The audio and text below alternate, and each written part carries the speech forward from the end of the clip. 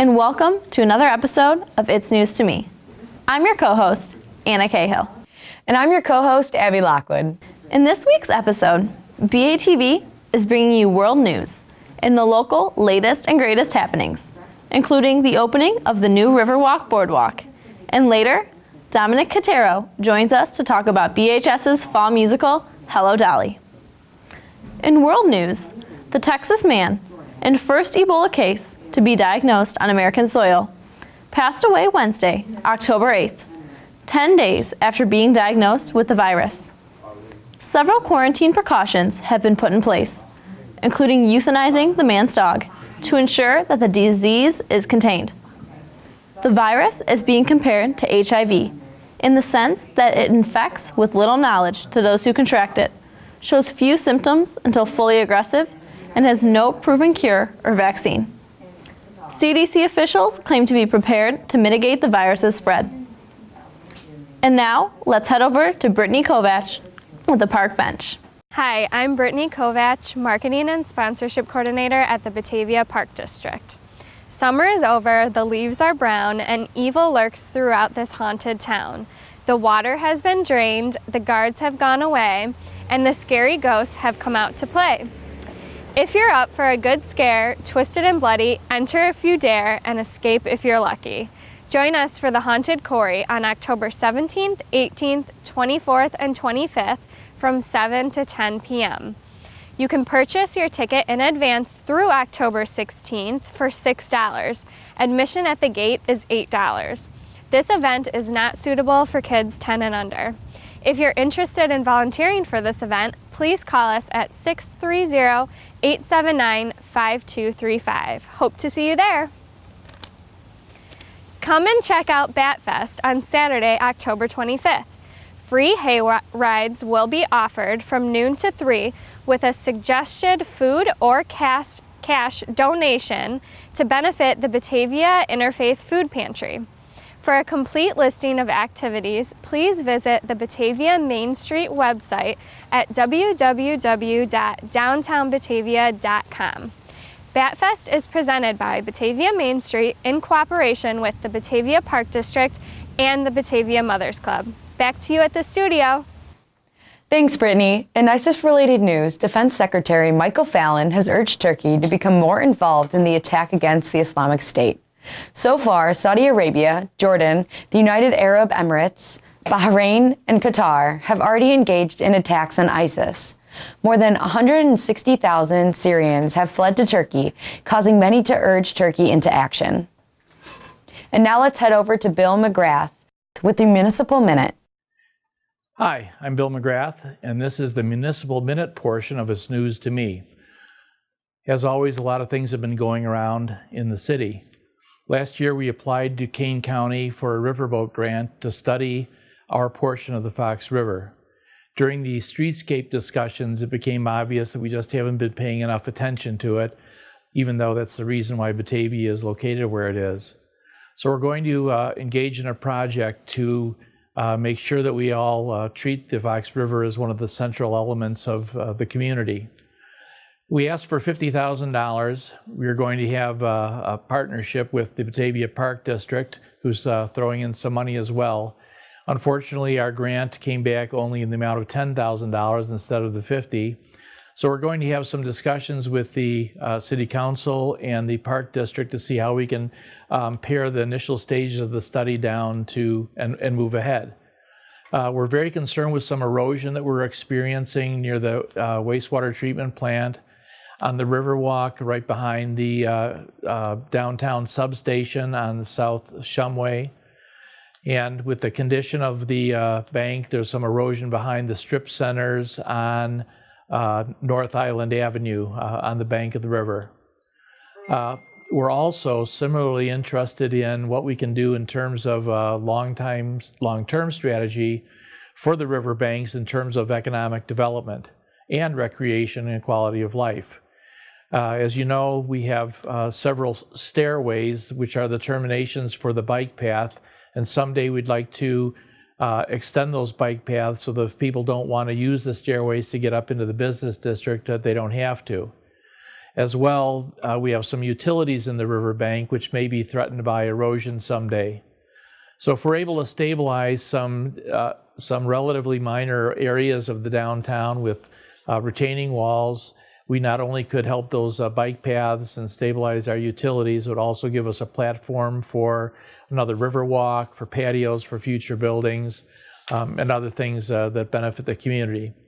So that discussion will be occurring, and there will certainly be citizen input. I assume that that discussion will take several months, if not maybe a year. At the same time, there's another project that will be discussed, and that is the topic of the Batavia Dam. As you know, there was a discussion about the dam several years ago, which ended in a referendum. The result of the referendum was that most people who voted wanted the Batavia Dam to stay where it is. Since that time, it suffered from delamination. That is, some of the layers of concrete have come off, and if you go down and take a visit, you'll see there's several areas where it's coming apart, in addition to the gap that's in the dam on the extreme eastern edge, which was filled up with boulders at one time, but now has reopened because of the force of the water. Since the Riverwalk and Riverane have been built, since that gap occurred, it's going to be virtually impossible to fill it up with boulders. At the same time, the state of Illinois is extremely interested in removing dams, because after a couple of years study of the Fox River and its nutrient load, fish habitat, and other things like that, it turns out that the one activity that could clean up the river the most substantially or most significantly is removal of the dams in the Fox River. Without that, oftentimes it only can be the wastewater treatment plants that can take the actions to try and clean up the river, although the water coming from most treatment plants is extremely clean at this time. So removal of the dam may also be able to help us with some regulatory issues that otherwise would be a burden on the wastewater treatment plant. The Illinois Department of Natural Resources and its department, the Office of Water Resources, has been visiting with towns, communities up and down the Fox River to talk about this. And as you can imagine, every community's dam plays a different role in it. Up in St. Charles, for example, the dam impoundment is so wide and deep and long that it's used for some very active recreation, including motorboats and water skiing, etc., where the impoundment for Geneva is much smaller but allows for canoeing, and the impoundment for Batavia is the smallest of all. But the cities, through their Council of Governments, Metro West, is going to be talking with each other to see if we can arrive at a long-term plan for recreational use of the Fox River. And I'm sure that'll end up being different in every community, but that will be part of a big project. I think that the conversation about the dam, and by the way, the state of Illinois is very supportive of removal and will have money for those kinds of efforts. I think that conversation will take a long time, and it's a separate conversation from what to do with the riverbanks. So I believe that the City Council may very well have two different groups of people and consultants studying that issue, and the City Council will announce the process that they want to use, and the community will have every opportunity to either participate very actively by seeking to be a member of an advisory committee, or certainly to attend any public meetings which are held on the issue. The street program continues on and should be done by the end of October if weather permits. So we apologize for any inconvenience you might have at the moment. Our sidewalk and curb program is also underway, and again, we apologize. I know that several of you have to park out of your driveways because you don't have access right now, but hopefully in the end you'll end up with a high-quality sidewalk, and it'll be worth that sacrifice. Weather permitting, that program will end on time as well. We're nearing the end of the city brush collection program. There is one formal collection scheduled for each side of town and one citywide collection, weather permitting. The last formal brush collection on the east side is October 13th, and your brush needs to be out on the street by 6 a.m. on Monday, October 13th. If our contractor passes by before you put your brush out, there's every chance that it won't be picked up, and it'll sit there until December 1st, when there will be the last citywide brush pickup. The last formal pickup for the west side is Monday, October 20th, and again, your brush needs to be out that Monday to make sure that it gets picked up, because our contractor gets through town very quickly. If you're unable to get to that task before those dates, you can put it out by December 1st, and there will be a last collection of the entire city. If that weren't enough, I guess this is time to deal with Mother Nature. Since leaves are starting to fall, a brush collection program is starting. Now, you have several options to deal with leaves. You can chop them up with a mulching lawnmower. You can pile them up around your bushes and plants and garden for insulation and nutrition, or you can participate in the program and get them off your property. The city's program on the west side will pick up leaves on October 13th, October 27th, and weather permitting, November 10th. On the east side, the leaf pickup would be on October 20th, November 3rd, and weather permitting, November 17th. And again, your leaves need to be out by the beginning of the week, so if you don't get passed by and the leaves sit there for another couple of weeks. And at the end, if the weather doesn't permit us to get back on November 17th, because we have to stop collecting leaves at a certain point to get our trucks ready for snow plowing, your leaves may be out there for the winter, which would be really unfortunate. Now, another option you have is during the month of November, you can bag them in landscape bags, put a garbage sticker or landscape sticker on them, and put them out on your regular garbage day, and Advance will pick them up, and you'll have to have a sticker on those bags. After November, for the month of December only, you can put your leaves in landscape bags, and Advance will pick them up for free. So if you're hardy enough to do all that bagging in the month of December, you can get them picked up in landscape bags for free.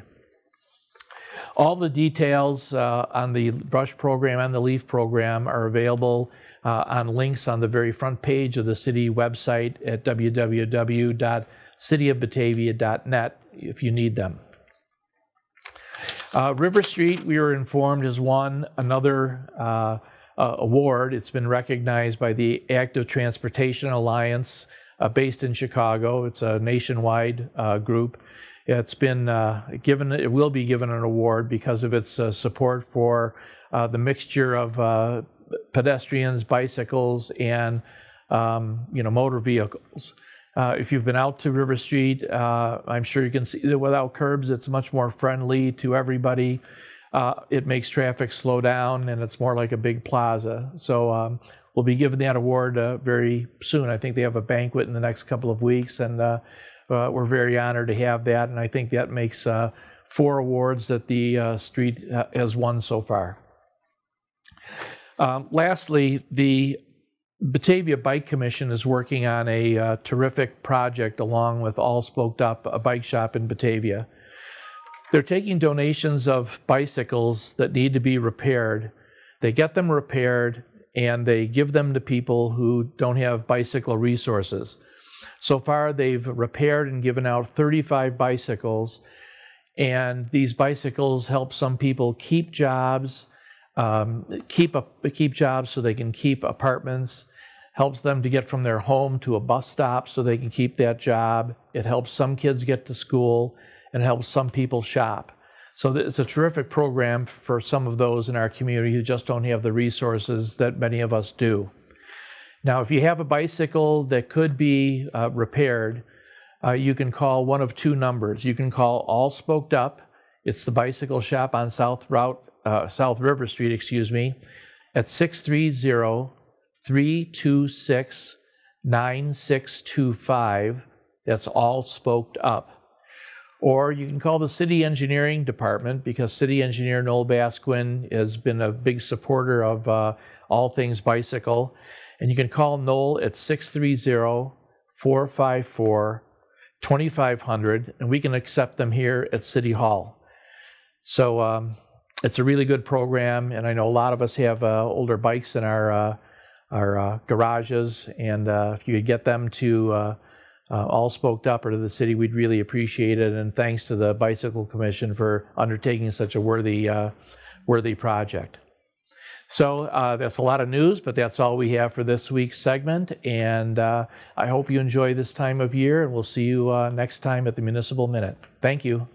In other world news, controversy has sparked over a woman seeking assisted suicide for her inoperable brain tumor.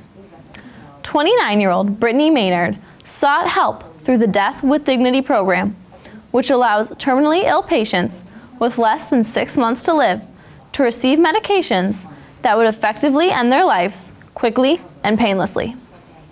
The program is allowed in only 5 states, causing Maynard to have to seek residency in Oregon from her home in California in order to be allowed to take part in the program. Maynard claims that if her condition does not improve dramatically in the near future, she will choose to end her life shortly after celebrating her husband's birthday on the 26th. Let's take a look at the Player of the Week.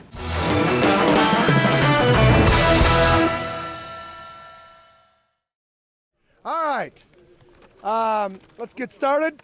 I had a very good week across the board. I believe it was a clean sweep. Very good job this last week against a program that we won't get to play, I don't think, again next year because of the way the conference realigned. So it was good to finish up with them and send them on their way to, I don't know, wherever they're going, but outstanding work. Got a big week this week, and then we're headed into a special week for our program the following week. I'm sure a lot of you are anticipating it, but we don't want to look past what's ahead of us this Thursday and Friday at all the levels. So really make sure, again, guys, we want to have our best practices of the season every week. It is very quickly going to end, right? We've only got really 2.5 weeks of practice left. You guys almost really 2 weeks of practice, freshmen, because you'll finish on a Thursday. So really want to make sure that take advantage of every day out here to improve and be the best players that we can be from here on out. So let's finish very strong at all levels. Coach K, you are up with the freshmen. Let's roll. Thanks, guys. Appreciate it. Freshman won on Thursday against West Chicago. I think it was 39-14 or 32. Let's say 39-14. Racked up the points. Did a great job across the board, both sides of the ball. We have one guy's going to get a second sticker this year, but he's kind of rose the ranks. I don't think he ever played football before. He was a baseball guy, but he came out this year. He's having a great job. He's up to a starting position on the defense end. That'd be Jake Donovan again. Come on up, get your sticker. This guy's going to be a monster. Hold on, Jake. Let me see your hands. Let me see your hands. See your hands. Okay, other hand. Other hand. Yay! What size shoe do you wear? 14. 14! He's not done growing, ladies and gentlemen. Okay, he's not done growing, okay? Good job. Okay. In the same game, we had this one receiver doing a great job on Grand Valley for us. He's always going out for the pass on the Grand Valley 3. He had a big 64 catch about for 20 yards. I think it was a big first down. Be Eric Peterson would be our offensive player of the game.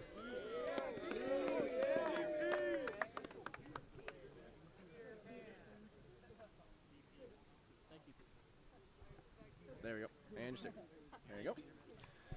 The B game we had on Saturday against South Elgin, we came up a little bit short. We had a chance to get a decent drive going at the end. We were down 13-6, but we had to turn over the ball on downs, and they scored right away. So it was 20-6. We ended up losing, but we have this one particular gentleman doing a great job. He's moving around. He's playing D-tackle. He's playing middle linebacker, and he got a few touches in both games as a running back, as a lineman. Big bad Tommy Harris. Come on up. Is he here? Yeah, Tommy! Look at his strut. Do you see his strut up here? Get back down. Do that again. Okay, get back down. Okay, do it again. Do it again. Do it again. He came out like slow walked. It was awesome. Watch this. Okay. No, get over there. Hold on. All right, this particular guy, he's playing defense side of the ball. He's playing DN. He's playing running. Take a knee. Get over there. I want to see your strut again. Come on. We got things to do. We got practice to go to. So this particular guy, he's running the ball a little bit. He's playing a little bit of Mike linebacker. We always have to go before the game. Yeah, number 75, who's going to be running the ball. Tommy Harris. Nice and slow. Yeah! That's out. There's your armband. There's sticker, bud. Yep. First time was really cool. All right, and our scout player, practice player of the week.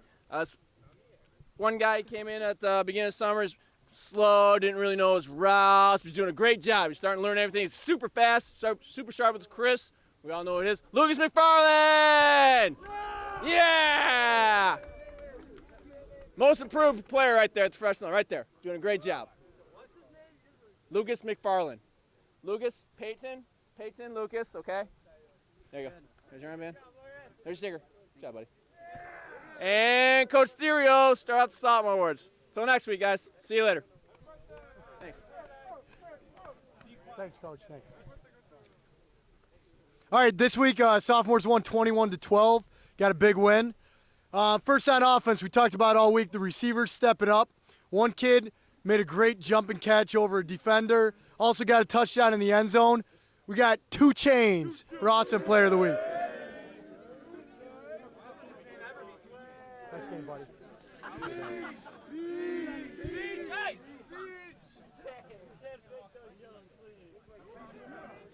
All right, for the scout/practice player of the week, also special teams tied in there. This kid made a great tackle on kickoff. On offense, he actually finally got his touchdown catch. He's been busting his butt all year in practice. So, Salim the Nightmare. Nice job, buddy. Very weird. What do you have to say? What do you have to say? No. Live the dream. Live the dream, Salim. All right, and third guy, defensive player of the week this week. This guy had some huge sacks this week. One, he actually bowled over the running back and then just looked like just ripped the quarterback down. Another one, it looked like he ripped the quarterback's head off. But his sacks got the other team, they lost about 20 yards or so on his sacks. So, Steak.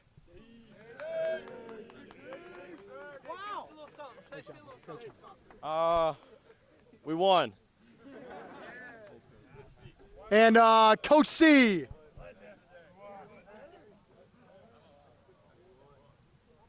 Yeah, go get him. Good mic, huh?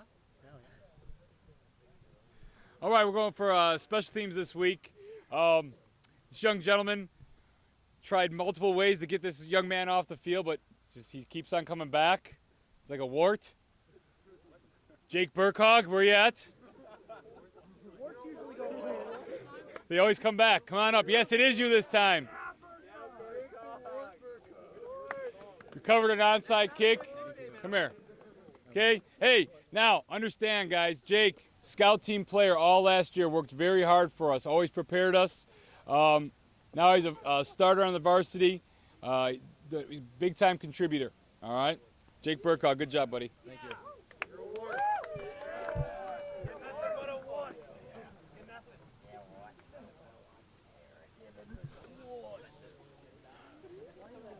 How many quarters have we not been scored on, JV? 34. That's pretty unreal. So, guys here for the JV scout, or JV, defensive player of the game. He had a pick in the game that was awesome. He's been a great player on scout defense. Nolan Adams, come on down.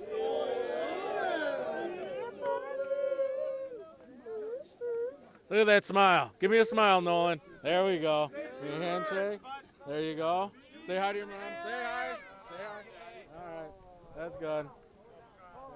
Hey, Mom. You got something? No, I'm good. I don't know what's going on. Now, this is ironic that not one but 2 people are going to win an award for offense this week, and that they also were guest speakers at our team dinner. Very hard workers in the whole off season, have improved themselves, been in the weight room, never miss a practice, and still, as seniors, I know they are on scout, but when they practice and play, they can always be counted on. And of course, they are brothers. So we will announce them now. Our offensive players, where are they? Where are the Hall tie? Come on up, Hall tie. Oh, yes. You have to say it, gentlemen. Nice job, both of you guys. Do you like? Can you give them what they want? Can you give the crowd what we want? We are the whole time. There you go, guys. Get your footballs after practice. Outstanding. Oh man, woo! I was overwhelmed by that. That was incredible. All right, who's up next? Coach Holm. Man. Guys, lower your energy level a little bit. You won't make it through practice with that enthusiasm. Here we go. I have a very deep concern this week. Defensively, Batavia Land, I'm talking specifically to you. We try and build a whole lot around our Mike linebacker position, and we just keep getting really nice guys there. If we could do something about that a little bit, we need some meanness. Colin, did you bring your cornflakes today? Hey, the cornflake reference some of you might get, but our player of the week actually has made great progress and stepping up and filling balls in the line of scrimmage and making plays at the line of scrimmage. You guys know what I mean. We got a bunch of smart asses, but we don't have any. All right. Hey, our player of the week, Colin Thurston. Come on up, Cal.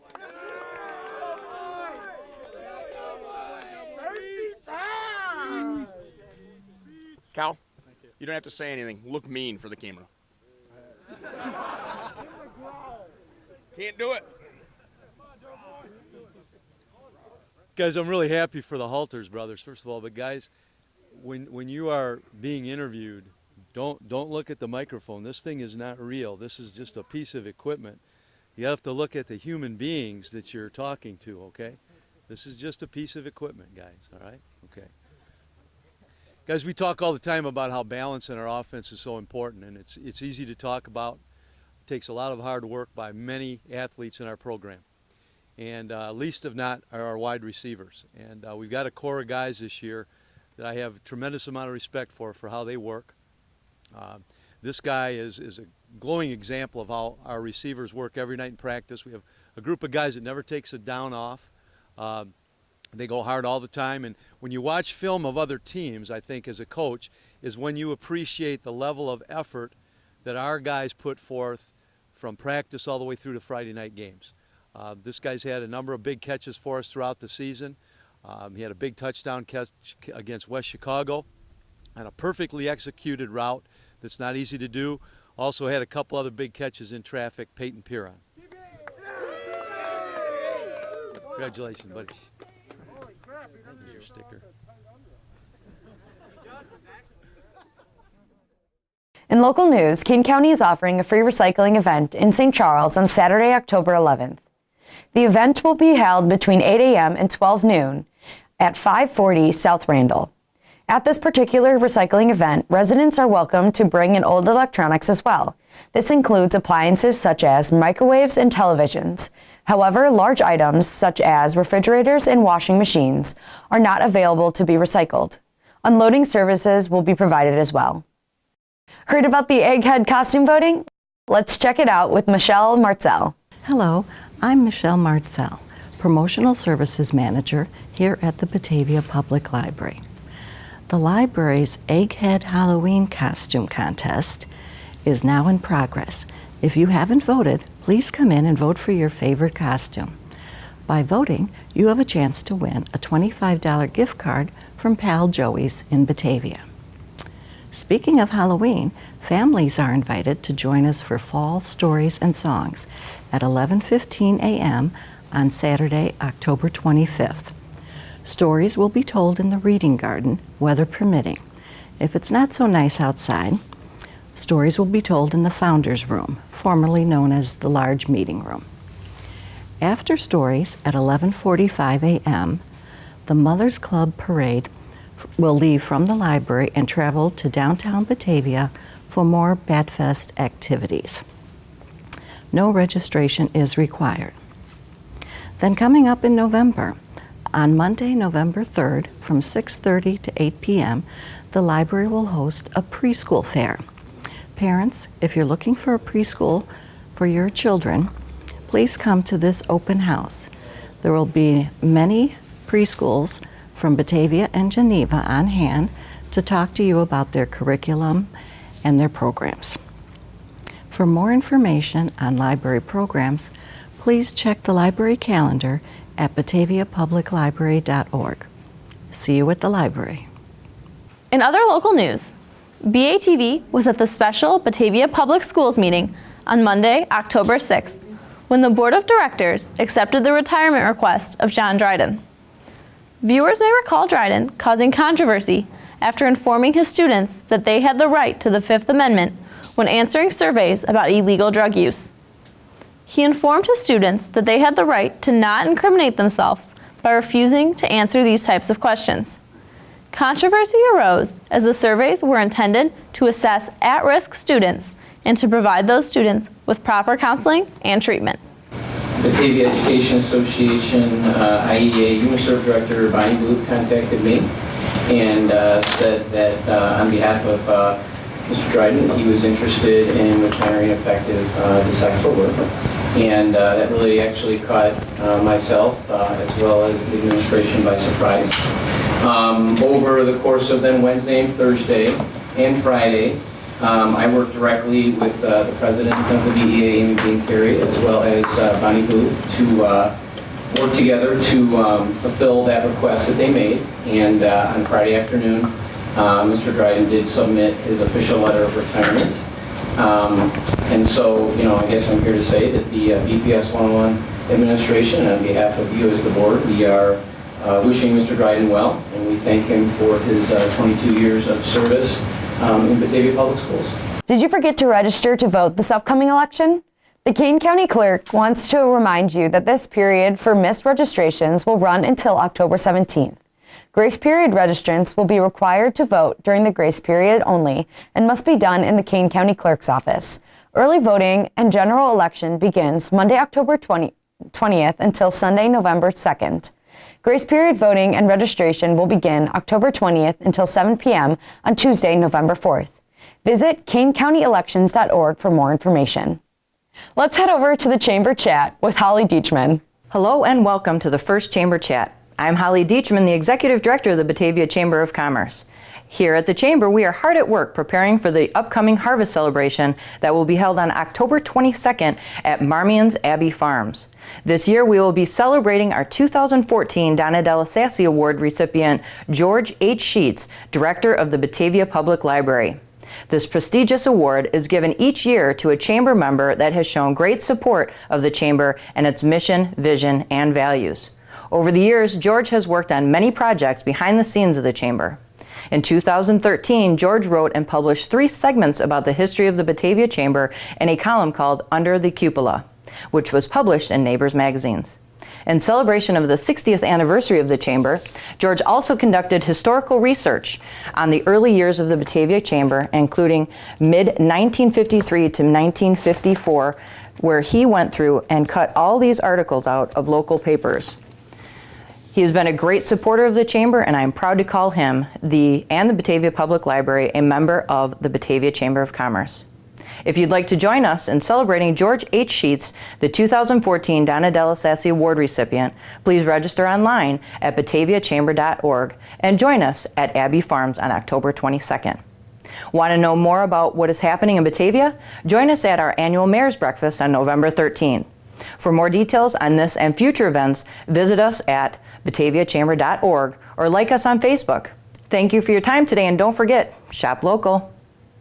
As promised, BATV has the inside scoop on the upcoming BHS Fall Musical.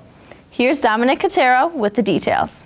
Hello, I'm Dominic Cotero. I'm director of Hello Dolly, performing at the Batavia Fine Arts Center. It's the Batavia High School Fall Musical on November 13th, 14th, and 15th at 7:30 p.m. Hello Dolly is a timeless tale about love, about a woman trying to find her way, Dolly Levi. Dolly is a very interesting character. She portrays herself as a very confident, strong woman, and she is a very strong woman. But deep down inside, there's a lot of pain from the loss of her first husband. And Hello Dolly is a story about a woman moving on with her life. A woman who has who has meddled in everyone else's love life, who has helped everybody else, and finally admits to herself and pushes herself to move on with her own life. You may have seen Hello Dolly at other locations, but we have a nice, interesting, fresh twist on this same Hello Dolly classic. So we hope that you will come and see our version of the show as well. Tickets and information can be found at BataviaFineArtsCenter.org. That's Batavia, B-A-T-A-V-I-A, Fine, F-I-N-E, Arts, A-R-T-S, Center, C-E-N-T-R-E.org. Or our phone number is 630-937-8930. We have just about 100 students involved in this show, from the actors you see on stage to the pit musicians to the crew who work on wonderful sets and technology. This is one of the sets that we're standing in right now. This is Irene Malloy's Hat Shop. So we hope you get to see it up close at our production. Thank you, and see you at the theater. Art in Your Eye is a great event in Batavia. This year, the event was the weekend of September 19th to 21st and was once again well attended. Batavia Main Street held their annual House Walk on September 28th. There were 5 houses that participated in the event. For more information on Batavia Main Street events, visit their website at downtownbatavia.com. We'd like to end today's broadcast with local grand openings and other events that have happened around town recently. They include the new Mill Creek Park opening and the new Riverwalk Boardwalk opening. Well, good morning, ladies and gentlemen, and welcome to the South Mill Creek Community Park Playground. We are doing kind of a grand reopening this morning. The playground, which was originally constructed in 2007, has received a new poured-in-place rubberized surface, which will allow our residents to have a much greater level of use on this playground for folks in the community that perhaps are mobility challenged or otherwise. The surface will now be able to support them in a way that our original engineered wood fiber surface was not. The surface that we see behind us today, it was poured in earlier September. We worked with the staff over at Markland Homes, which is immediately to the west of the park here, as well as our own Fox Valley Special Rec Association, to design the playground back in 2007. And it has been a huge success out here in the South Mill Creek neighborhood. And we think that the folks at Markland and Fox Valley Special Rec have also been able to use it to a great degree. So thank you again for watching, and I'm going to turn this over to Carolyn Nagel, the Executive Director of the FVSRA. Thanks, Jim.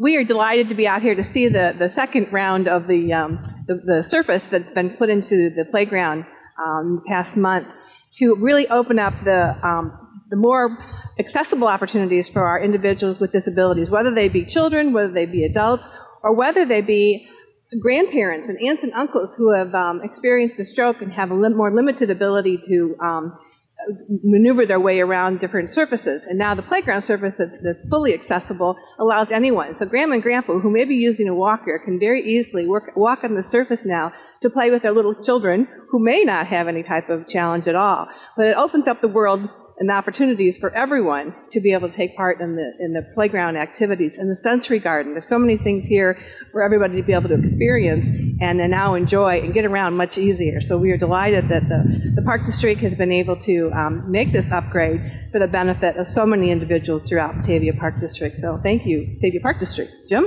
You are welcome. Dawn, would you like to say something? Sure. On behalf of Markland, we would like to thank the Batavia Park District for doing the new surface. Our vision at Markland is to make everyday life possible for individuals with profound disabilities, and certainly being able to play in a playground is part of everyday life. So being able to have our clients get right out there in the thick of things very easily now in their wheelchairs and walkers is going to make a world of difference. So we really appreciate everything that the Park District has done. Thank you very much. Thank you very much. I think we will wrap this up and say thank you to our residents. Thank you to the folks that are going to use this, and we hope you really enjoy it. Hi, welcome to the Batavia Riverwalk and our boardwalk dedication. My name is Steve McKenna. I'm the president of the Parks Foundation, and we got some folks here to help introduce the project to you and give you an update, and I'll pass it off to them. Hello, I'm Allison Niamella. I'm the Executive Director for the Batavia Park District, and I'm so pleased to announce that the boardwalk is finally complete in downtown Batavia.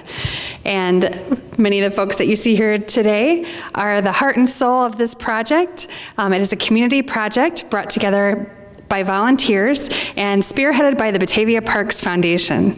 And without the Parks Foundation's help, the Park District would not have been able to put this effort would not have happened without the Batavia Parks Foundation and the volunteer efforts and the fundraising efforts that came with it. So much thanks to the Batavia Parks Foundation, the Park District's heroes in this initiative. Without further ado, I'll let everyone introduce themselves. Thanks, Allison. I'm Mike Brady. My wife, Barbara, and I guess we call ourselves Boardwalk Originals.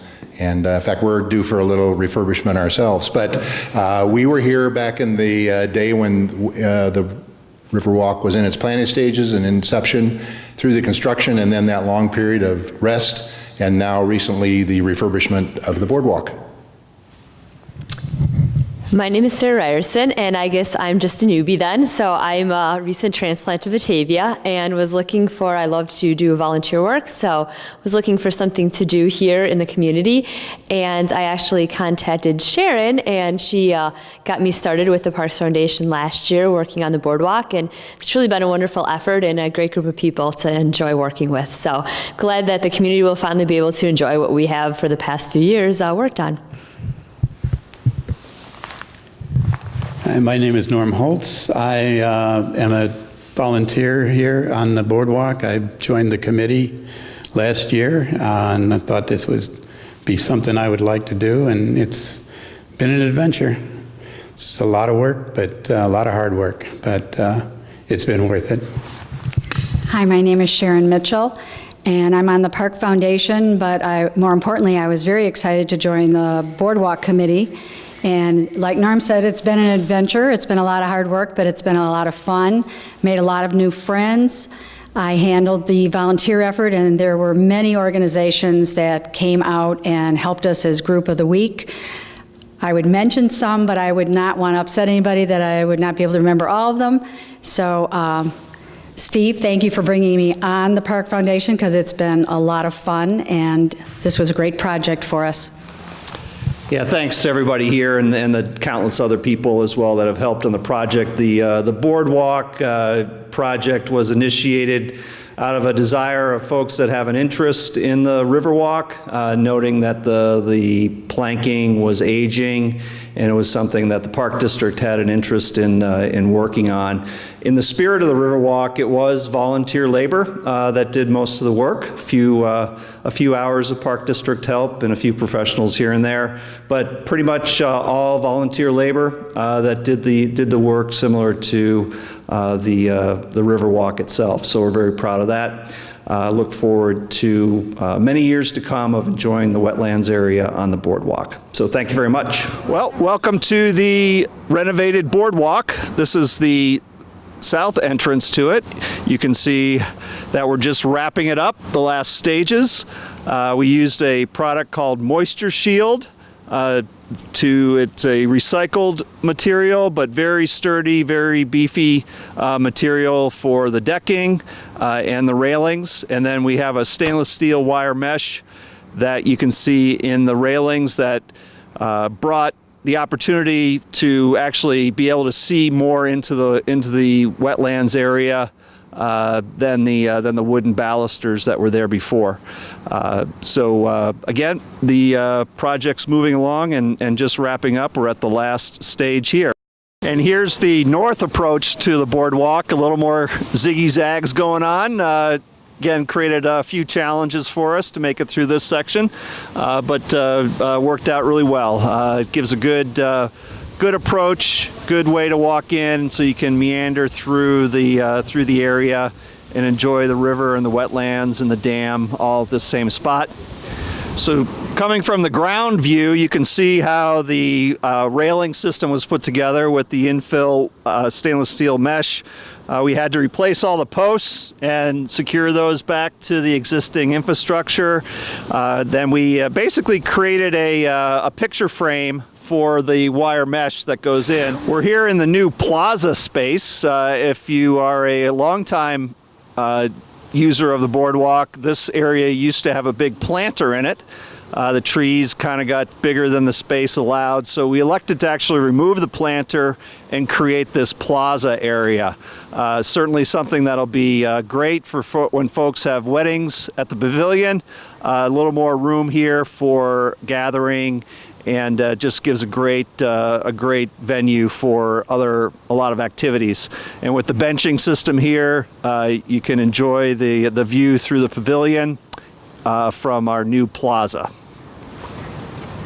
This project would not have come together as beautifully and seamlessly as it has without the help of the core group of volunteers. Certainly there were hundreds of volunteers between firefighters, businesses of the week that came here and poured their blood, sweat, and tears into this project. However, it's been a core group of volunteers, and I'd like to mention all of those who have been here from the very beginning of the project until the very end, and thank them with all my heart. And that is Britta and Steve McKenna, Sharon Mitchell and Norm Holtz, Barbara and Mike Brady, Dennis Kintop. Thank you so much. Without your help, and Sarah Ryerson. You've all been extremely helpful, and you've been the core group that has bonded all of the volunteer groups together. And without your help, simply, this would not have been possible. Thank you. Thanks for tuning in to another episode of It's News to Me.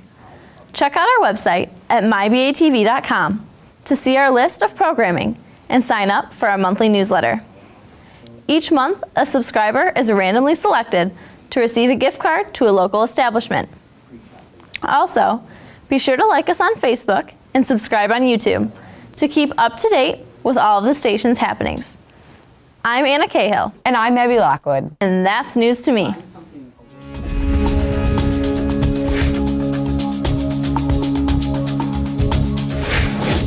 Hey, that's news to me.